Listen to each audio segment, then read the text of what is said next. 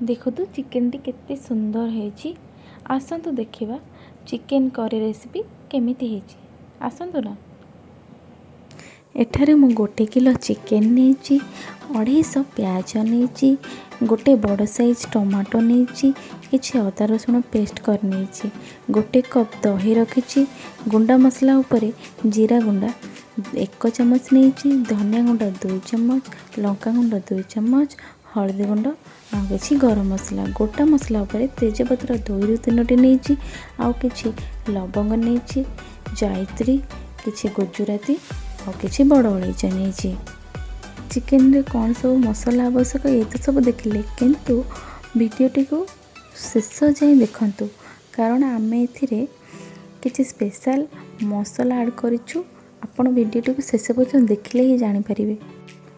मुझे 100 ग्राम सोरिष तेल नहीं कारण सोरिष तेलटी आमिष बहुत भल होता है। तेलटी तो आपण मैंने सोरिष तेल ही यूज करेंगे। तो तेलटी ए चापी जापर मुझे चीनी पकई चीनीटी देखिए ब्राउन कलर आसला आपड़ तादे तेजपत्र पकई ने जो गोटा मसला अच्छी दर दर छेचा कर पकईदे। पकई सारापर 2 ରୁ 3 सेकेंड जाए भाजबे। ताको भाज सारा पर जो प्याज काटिक रखिए तापर पकाइबे। प्याजटी ब्राउन कलर आसे पर्यंत ताको फ्राई करथिबे।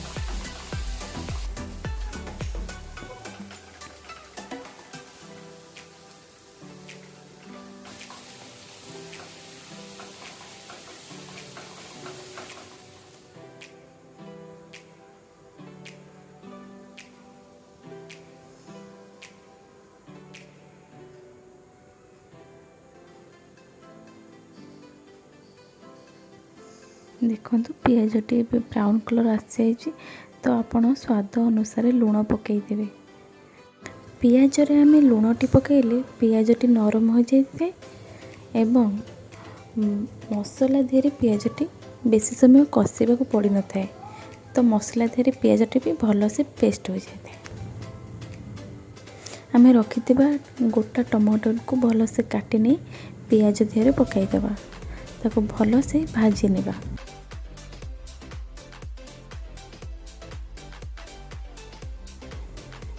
घोड़ाई सारे पर पुणी ताको भाजवा। भाजी सारा पर आम जो अदा रसुण पेस्ट रखी ताको पकईदेवा।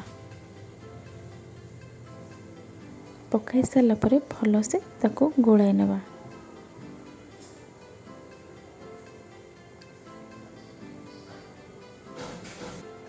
तापर किसी समय घरे ताको भल से फ्राए करवा। तापर आम जो गुंड मसला रखी ताको आम सब पकाइबा। प्रथमे हल्दी पाउडर पकेबे तापर आम जो लंका गुंड रखी ताको पकेबे।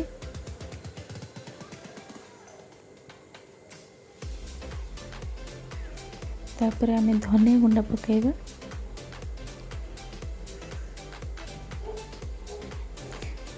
रखिथिबा जीरा मसला पकेबा। तापर किछि पानी दे ताको भल भाव गोलाई नवा। गुंडा मसला पकाइबा बेले सब अल्प किछि पानी दे देबे कारण मसलाटी रे जदि पानी न देबे ताले मसला से तले लागिकी पोड़ी जीवो और तरकारी टेस्ट पूरा खराब कर देबो।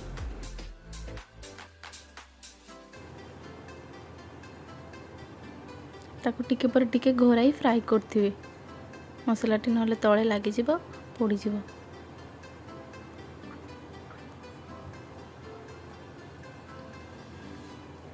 देखो तो आम मसलाटी संपूर्ण तेल छाड़ जापर आम जो रखि 1 किलो चिकेन को तादे पकाइबा ताको भल भाव गोलाई देबा।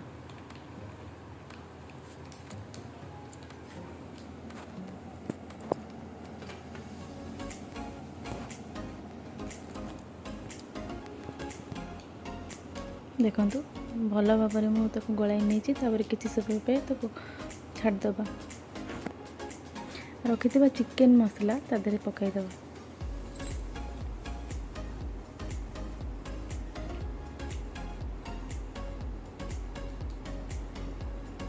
पकईकी भल भाव गोलाई ने अल्प किछि पानी देदेवे।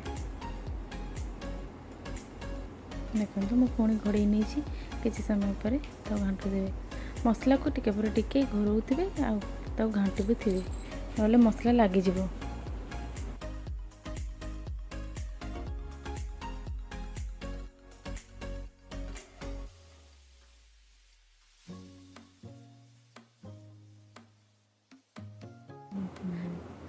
तापर आम जो रखी दही को तादे पकाइबा दही को भल भाग फेंटी नहीं तापर गोटे कप दही तादे पकईदेवे।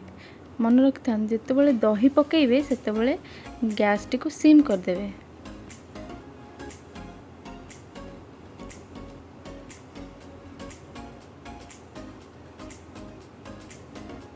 देखो भल भाव गोले ने दहीटी को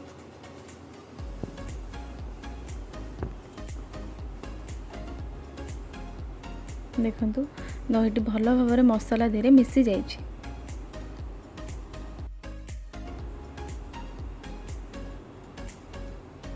मुझे दुईटी आलू बड़ साइज काटी नहीं जदि आपण मन को कषारे आलू भल लगे तो आपण मैंने पकाई पारे।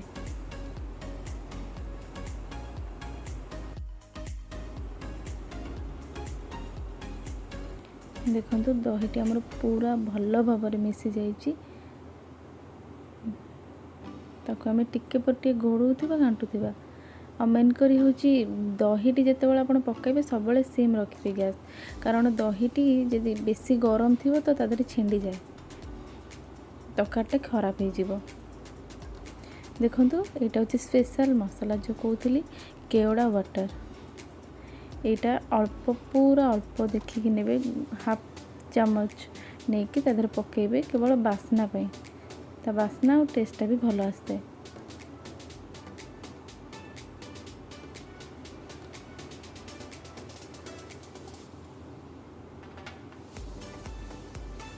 देखो मु भल भाव गोल नहीं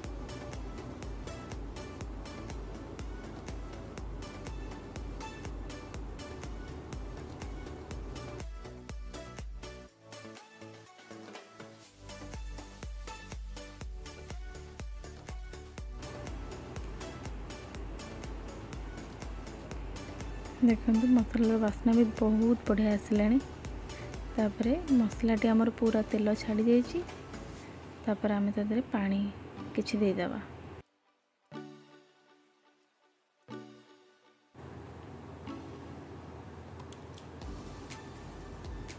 मु एथिरे 2 ग्लास पानी नहीं आपण आपण चिकन को देखी पानी देवे।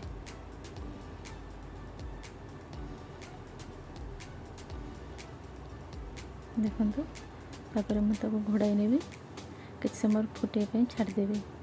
देखो आमर भल भाव फुटी आसला आलू भी प्रायतः सिझी भी आसला।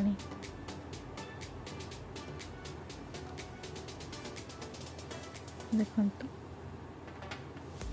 आलू भी आमर पूरा भल भाव सिझी जाइए तकाटी आमर रेडी हो जाइए। तो आम रखि गरम मसला तादे पकईदेवा।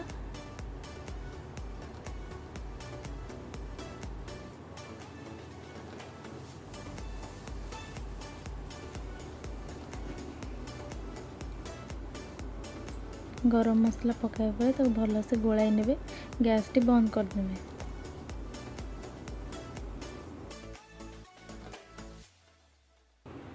गैस टी को बंद करदे। देखो आमर चिकन कषा रेडी गरमा गरम चिकन कषा टेस्टी टेस्टी रेडी हो गला।